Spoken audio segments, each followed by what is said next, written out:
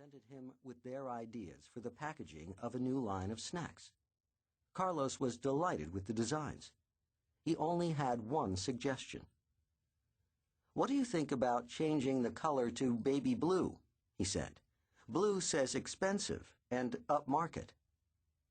Today, the designers are back with the finished packaging.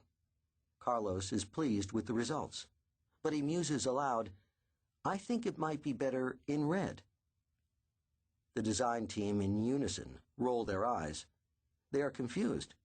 A month ago, their CEO said he preferred blue.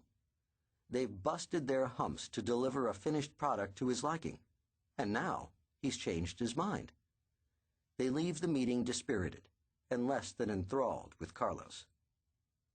Carlos is a very confident CEO, but he has a bad habit of verbalizing any and every internal monologue in his head.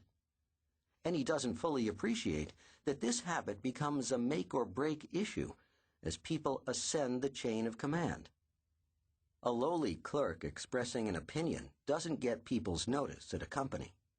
But when the CEO expresses that opinion, everyone jumps to attention. The higher up you go, the more your suggestions become orders.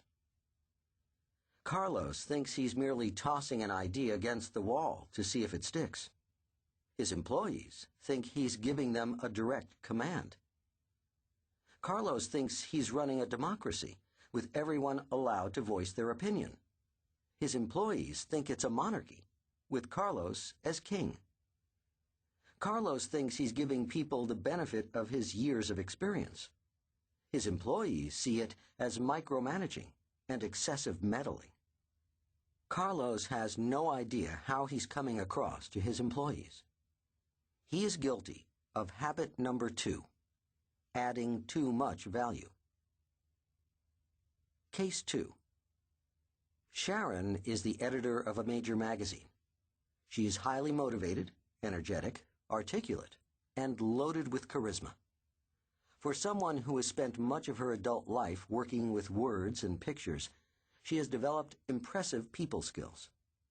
She can coax delinquent writers into meeting their deadlines. She can inspire her staff to stay at their desks late into the night when she decides to tear up the next issue at the last minute. She believes she can persuade anyone if she really puts her mind to it. Her publisher often invites her on sales calls to advertisers because of her charm and her ability to sell the magazine. Sharon is particularly proud of her ability to spot and nurture young editorial talent. The proof is in the bright, energetic editorial team she has assembled. Editors at competitive magazines call them the Sharonistas because of their almost militant allegiance to Sharon. They've been working with her for years. Their loyalty is unwavering, and Sharon returns their affection with equally fierce loyalty. That loyalty may seem excessive, especially if you work for Sharon but don't quite qualify as a Sharonista.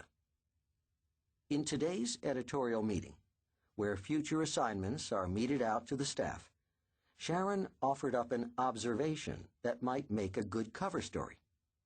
One of the Sharonistas immediately seconded the idea, saying it was brilliant. Sharon assigned the story to her.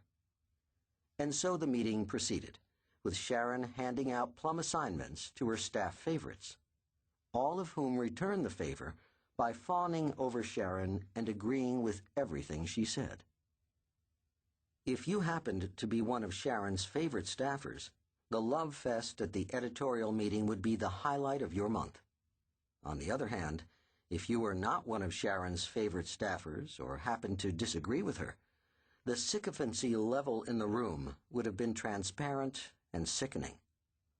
After a few months of this treatment, you would have been emailing your resume to other magazines. None of this was apparent to Sharon, who was otherwise extremely shrewd about people and their motives. She believed she was being an effective leader. She was developing people who shared her vision for the magazine. She was building a solid team that could operate seamlessly. Sharon thought she was encouraging the staff to grow and eventually emulate her success. The staffers outside